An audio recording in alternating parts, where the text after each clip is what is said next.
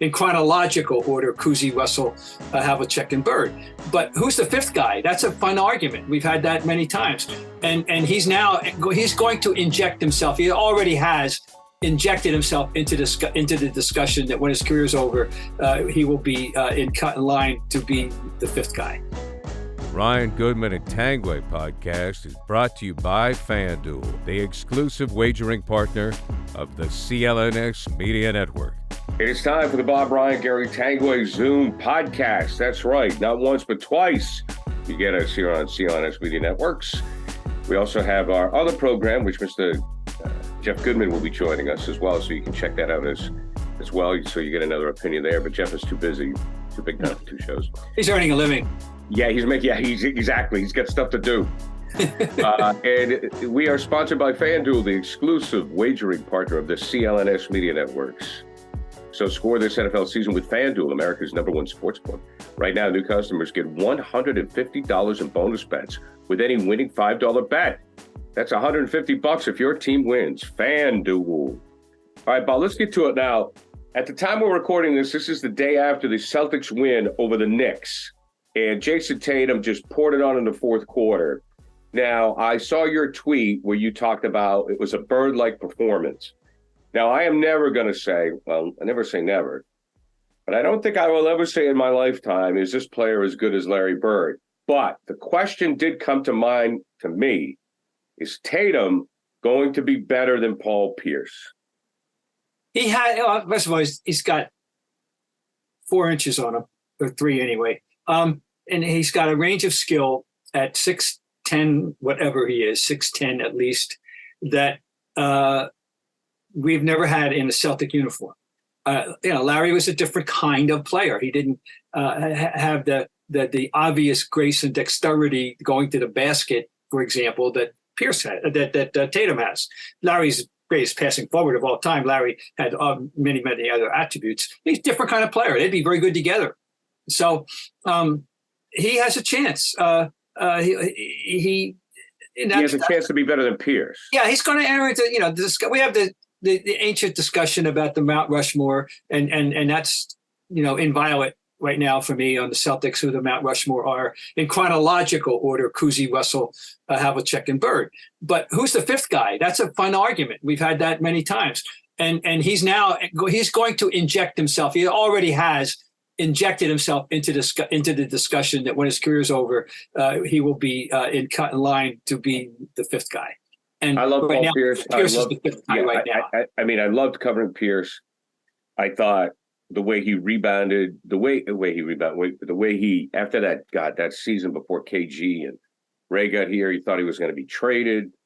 The things that Paul went through, the stabbing and so forth, and he really stepped up big to become a captain. Yep. Won the championship.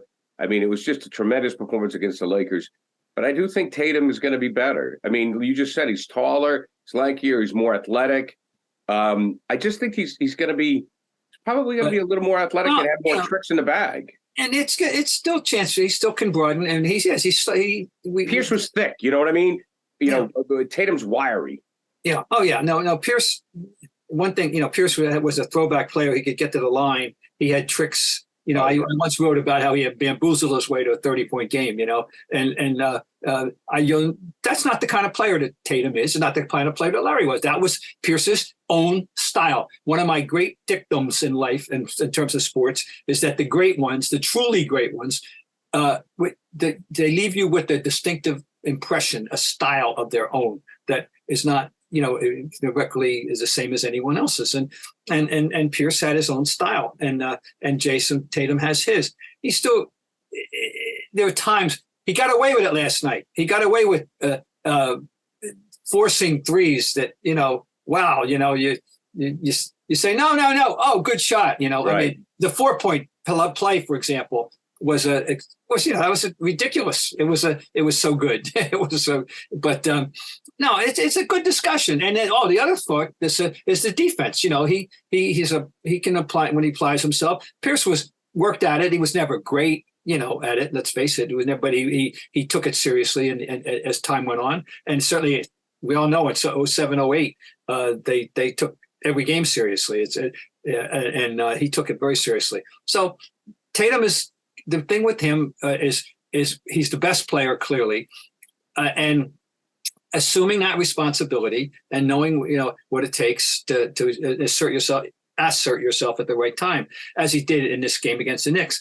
And but it also includes making plays for people too. It doesn't always just have to be scoring 17 points. That was the great thing about Larry. Here's one thing about Larry that very few people could ever say in the history of this game, including Michael Jordan. Larry Bird did something that Michael Jordan could never do and never even came close to doing in a game. I saw it happen more than once. One time it was glaring beyond belief. Triple-double without points. Dominate an entire game without taking a shot. Right. He did this one night in Phoenix. I would love to go find that clip and show you what he did in the third quarter of that game one night in Phoenix when he totally dominated the game, like 7 assists, and they came from way back, and he led the charge without taking a shot. That was never part of Michael Jordan's game. He couldn't do that. Magic could do that. That was his. But Michael couldn't do that, but Larry Bird could do that. Tatum's never going to do that. That's not going to happen. So he has his own style. But haven't you seen? I first of all, I'm not disagreeing with you, but haven't you seen Tatum become a more complete player this year and a better distributor of the basketball? Yes, better, right. And just don't hold him to the standard that he's going to be Larry. He's going to be himself, and that's going to be a part of his repertoire, and it should be. Because he's going to call attention to himself. He's going to draw double teams. He has to know when it's wise to make them pay for that double team, and not just even with double teams, passing off the drive, which is a skill that you don't see that the way as often as you should. He could improve. He could improve in that regard. So no, he's definitely what is 26? He's still learning. Oh, I know. Yeah, he's a That's kid. the thing. We cannot take for granted the fact that he is not a finished product, that he is improving. And great ones do go back and should be getting better. Larry did it, and Michael did it, and Dr. J really did it, by the way, because he wasn't much of a shooter when he came into the NBA, and he made himself into a very decent shooter. And Magic coming out of college was not a shooter. And by the end, Magic was a dangerous 3-point shooter. So anyway, Tatum's he is improving, and that's a good sign. Let's get to the game against the Knicks. Now, it was a 3-point game, 91-88. Yeah. Where the Knicks were pesky, and of course, I think they kind of mirror the image of their coach, Tibbs, who we all have a soft spot for, because he was an assistant with Doc Rivers. They have some talent, but the fourth quarter, Tatum came in, shut him down. What about the Knicks? They're from New York, so I have a hard time liking them, but I do kind of like them. I mean, they're not the Celtics, they're not Milwaukee, but they got a guy that's impossible. If you love basketball, you have to love him, and that's Brunson. Brunson is kind of like, it's in the same category, but he's as like Derek White in understanding how to play this game. He knows how to play this game, and in fact, he even erupted with a 40-point game earlier this year, which that was. And I always say it for the 10,000th time. When they signed him, I applauded that it was an intelligent signing, but I thought they overpaid. I didn't think that he was worthy of that kind of paycheck because I still thought of him as an auxiliary player. I was wrong. I'm happily wrong because I like this guy. He turns out to be an all-star level player, and good for them. No, they're highly respectable now. They're not. They could beat you, and they're going to make the playoffs, and you're not going to. Nobody's going to say, one of my favorite ways of framing a team. Nobody's going to say, "Oh, goody, we're playing the Knicks." Right. That's a step up. I mean, if they didn't have the New York on the shirt, I would really like it. And now, Mitchell Robinson has figured out who he is and what he should be, I think. And Randall, now we're being told that Randall has been playing hurt for a good portion of this season already. And he can, he's got some skill. He's got a game. Score early this NFL season with FanDuel, America's #1 sportsbook. Right now, new customers get $150 in bonus bets with any winning $5 money bet. That's $150 if your team wins. If you've been thinking about joining FanDuel, there's no better time to get in on the action, NFL. The app is so easy to use. There's a wide range of betting options, including you got spreads, you get your player props, you got over-unders, and more. So visit FanDuel.com/Boston and kick off the NFL season. FanDuel, official partner of the NFL. Now, I want to talk about the coach for a little minute because he's a real character. Did you get to know Tom Thibodeau? When you lived in Rumford, Maine, there were 100 Thibodeaus. That's the way you pronounced it. When I came down here, everybody kept saying Thibodeau. I go, what are you talking about? He's a very interesting guy. I mean, just a basketball lifer. Oh man, the classic basketball lifer, and with strong local roots, Salem State and Harvard at one point coaching, and of course the able lieutenant here with Doc, the defensive guru. He's like he was the DC, of the basketball team.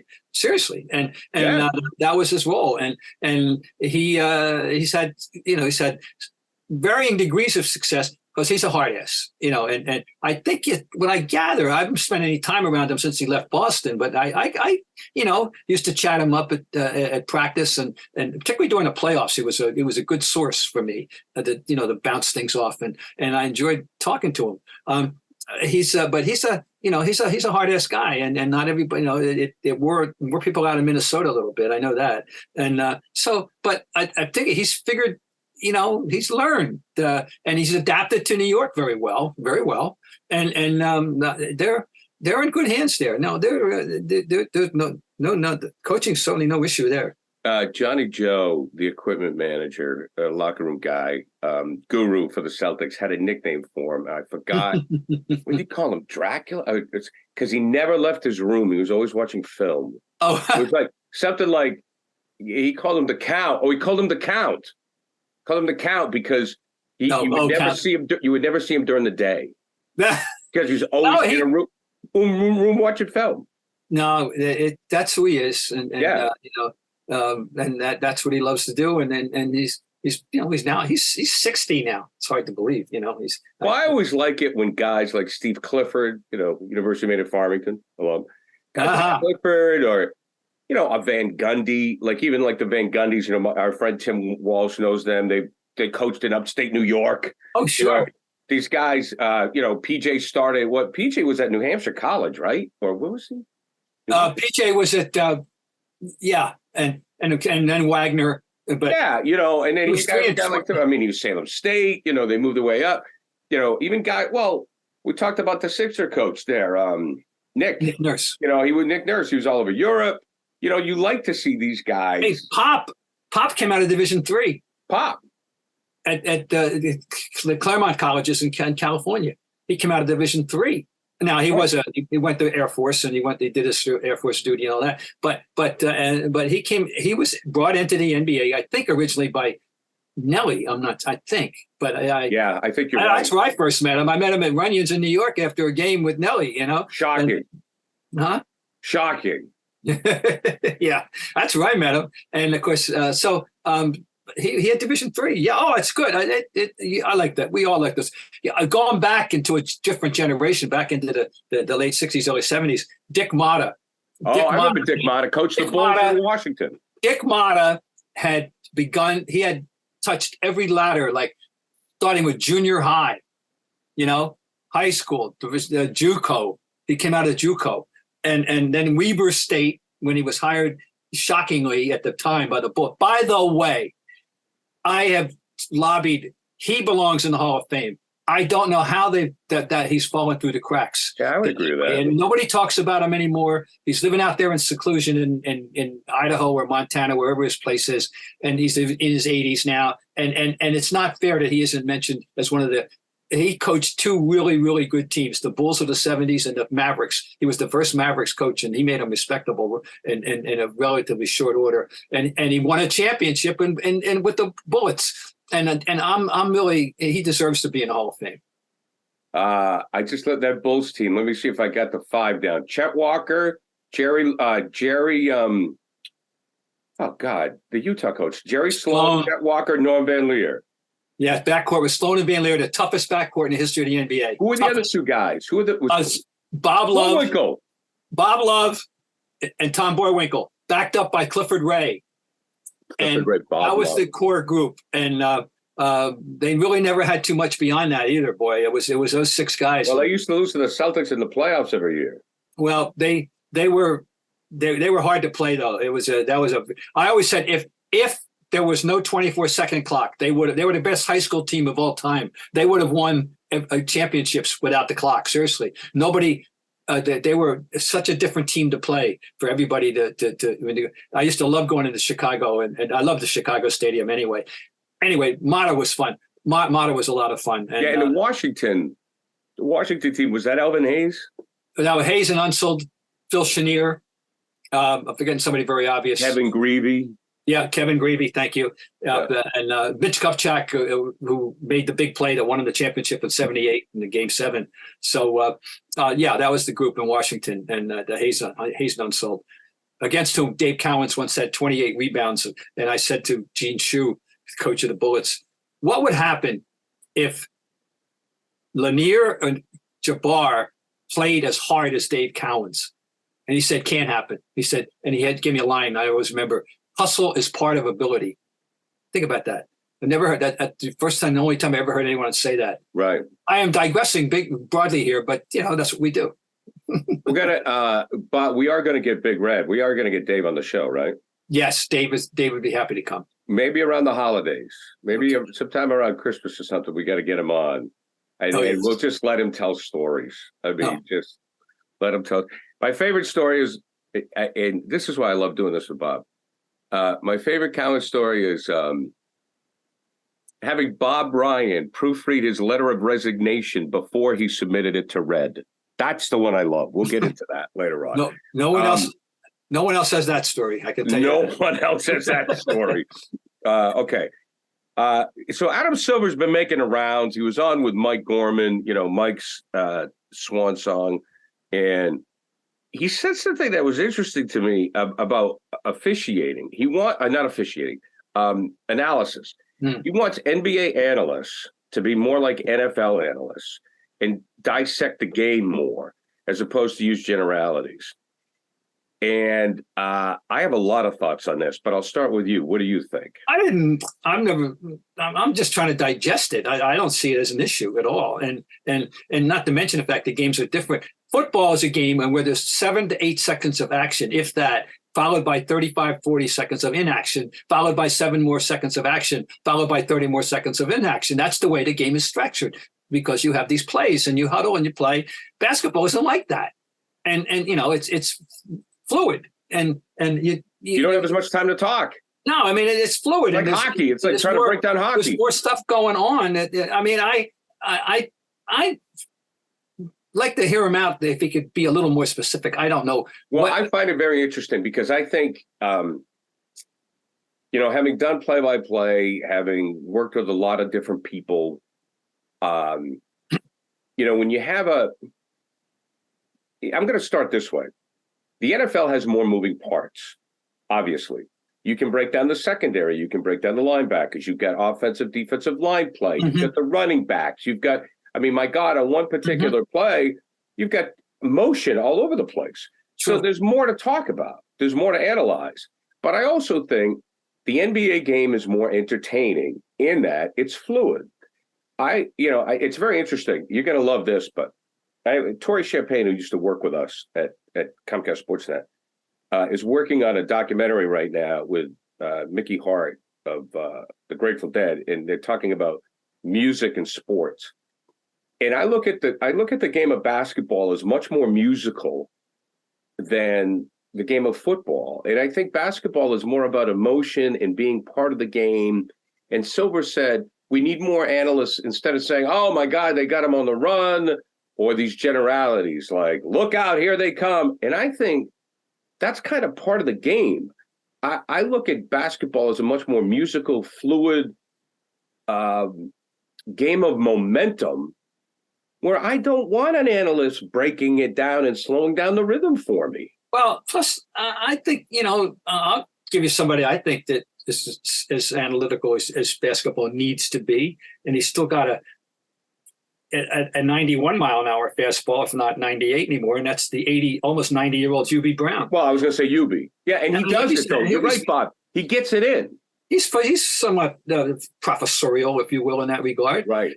You know, I mean, so I don't know. I just find it an interesting commentary from the. Like Van Gundy. I don't see. I just don't. Didn't you think Van Gundy and Jackson were great? Oh, I love. Well, I was no fan of Mark Jackson, but I was a big fan of Van Gundy. Right. And I thought, and he just seemed to have a feel for the things that we care about as fans and as fans. He could think in terms of what a fan would think too. It's not to mention, you know, the experience of having coached in the league and all that. I mean, I just thought he put it together nicely. He brought his unique perspective to the table very well, and I don't see why anybody would have did like him. Yeah, I mean, have you run into Van Gundy at all? Did you see him? Not since. No, I haven't seen him. You know, I don't know if he'll be seen around here. I don't think he's going to be hanging out in Boston. He can do his job I don't know. I hope so. I'd love to see him because I really like him.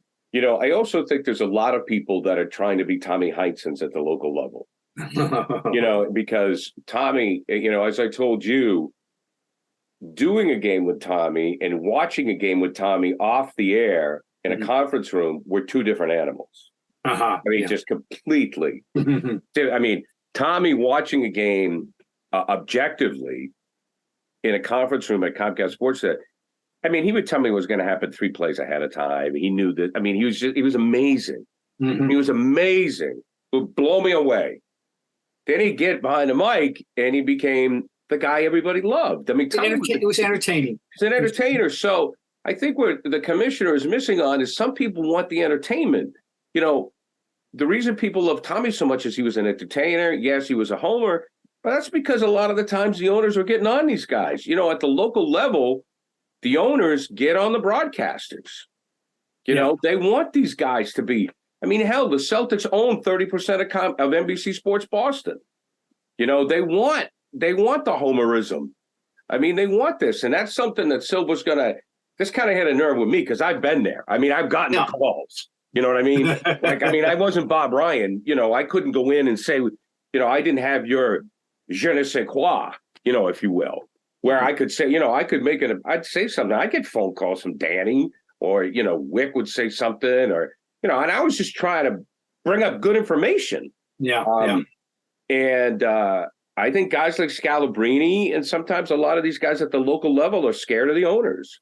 So that's my thought on that. Maybe that's too much inside basketball. No, it's an interesting topic, and I want to see how anybody runs with the ball now with this. I'm curious. Like UB Brown can do it. Nobody's going to call up UB Brown, right?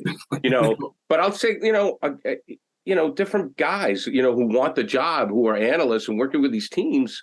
The owners, you know, and general managers get on their ass. Well, I'm sorry. Go ahead. A quick UB is one night he was talking about Terry Cummings, and he said, "I don't want to say right." Terry Cummings played with Terry Cummings of the Bucks when he was with the Bucks. I said, "I don't want to say that Terry Cummings goes to his left every time. Let's just say he goes to his left many, many times." Right.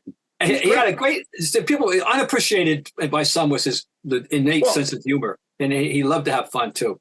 You know, I shouldn't say past tense. Loves. He's still on the job. Yeah, I heard him. Is he doing Grizzlies? Is he doing Grizzlies? He's still on the payroll. He's still on the ESPN back guy. He's not the number one guy, but he's there.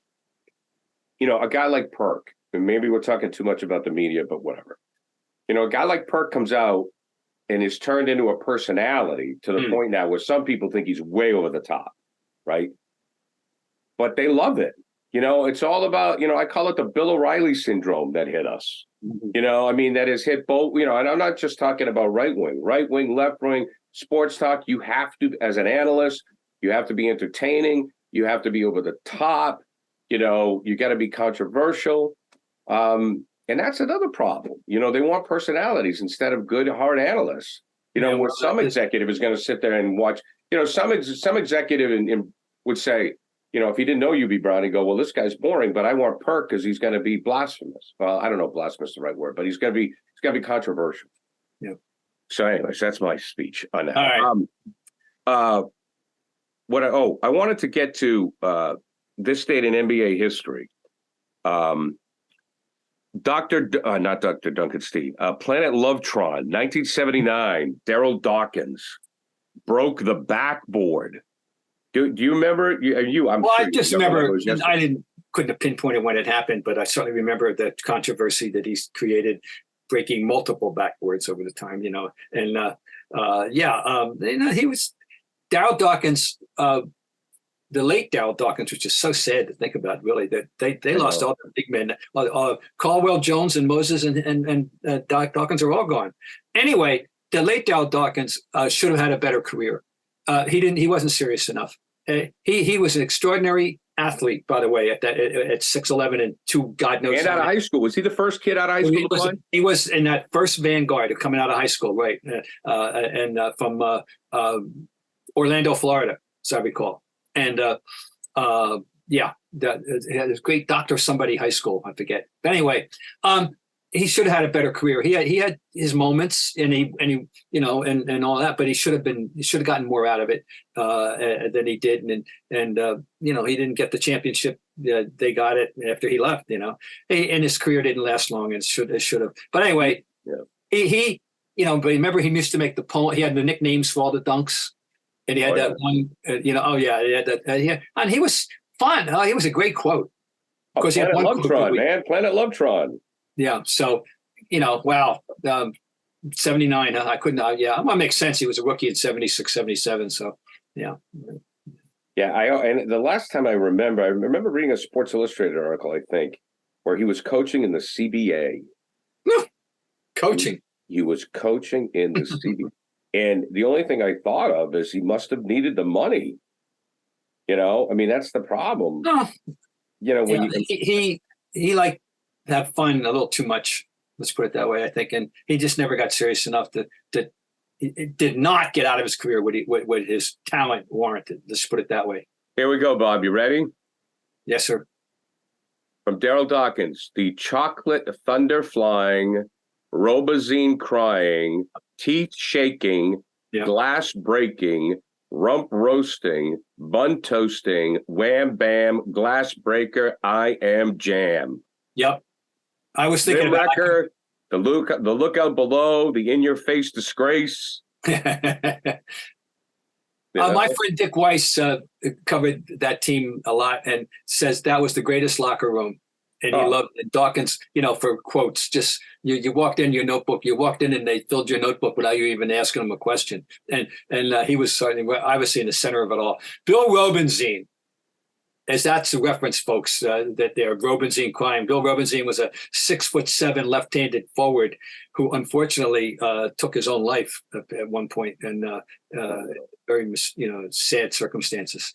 But that's who Bill Robinzine. He had dunked on him, and that's why he got privileged to be in Darryl's little recitation there. So any final thoughts, Bob, as we get to ready to wrap things up here? The Celtics will take on the Raptors coming up on the 17th, and they're on the roads with the Grizzlies. Oh, I know I wanted to ask you. John Morant is like 20 days away, I think. Is that what it is? 25 games. I mean, he's working out. I saw that. And because they need him. They need him. They're like 1-8 or something crazy. They need him. They're Yeah, that's because I know you and I are both fans of him. Well, he's a great talent. God knows he's one of the most fun guys in the league, and I just hope he gets straightened out. That's all. I mean, he got off the track, and there's no question. The dumb things he was doing, brandishing guns on videos, is so stupid. It's just it's incomprehensible to you and me and most anybody that's watching and listening. But he did it multiple times. No, he's a wonderful player, and I don't know how long it's going to take for him to get back. But they needed a boost, and they were, there was a moment in last, they were a comer, they were a comer, and so this is you want the franchise to succeed, and so I'm anxious to have him back in the league. I just hope he's got his head on straight. Yeah, me too, and I think Marcus needs him. The Celtics have the Grizzlies coming up too. All right, Robert, always a pleasure, my friend. Take care, and we will talk to you with Mr. Goodman later on. So once again, you can catch Bob and myself here on this Zoom In podcast, and also Jeff Goodman joins us later in the week right here on CLNS. And Bob Ryan, Gary Tanguay, Zoom In Pod is sponsored by FanDuel, the official and exclusive wagering partner of the CLNS Media Networks. Right now, new customers get $150 in bonus bets with any winning $5 money bet. All right, Bob. See you next time. Ever wish you could navigate the betting field with the confidence of a pro? Enter Odds Are. They're not a sports book, but they're the sports betting advisor you always needed. It's like having a playbook for smarter bets right in your pocket. I've been absolutely loving the experience, and I think you will too, especially since Celtics All Access listeners get a 30-day free trial. Elevate your game day and join the smart betting revolution. Go get it at oddsr.com/Celtics. That's oddsr.com/Celtics.